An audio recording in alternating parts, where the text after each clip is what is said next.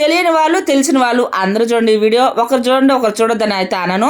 తెలియని వాళ్ళుంటే చూసి మీరు చేసుకోండి. తెలిసిన వాళ్ళుంటే మీరు ఎట్లా చేస్తారో పల్లీల పచ్చడి కామెంట్ చేయండి. నేను నా స్టైల్లో చేసే పల్లీల పచ్చడి ఒకసారి చేసుకొని మీరు రివ్యూ అయితే కామెంట్ చేయండి. పల్లీల పచ్చడి చాలా రకాలుగా చేసుకోవచ్చు. పొట్టుతో ఒక టేస్ట్ ఉండిద్ది, పొట్టు లేకుండా ఒక టేస్ట్ ఉండిద్ది. ఒక్కసారి ఇలా చేసి చూడండి, సూపర్ టేస్ట్ ఉండిద్ది. పొట్టుతోటి చేసే పచ్చడి అది నోరంతా ఎట్టని అనిపించింది తర్వాత మీకు తిన్నాక. ఒకసారి అలా కూడా మీరు చేసుకుని తినండి. బయటకైనా పోయి పొట్టు చెరిగేస్తా, కానీ ఇది నాకు ఒక్కదాని కోసమే కాదు కదా వీడియో, అందరూ కూడా చూడాలి కదా.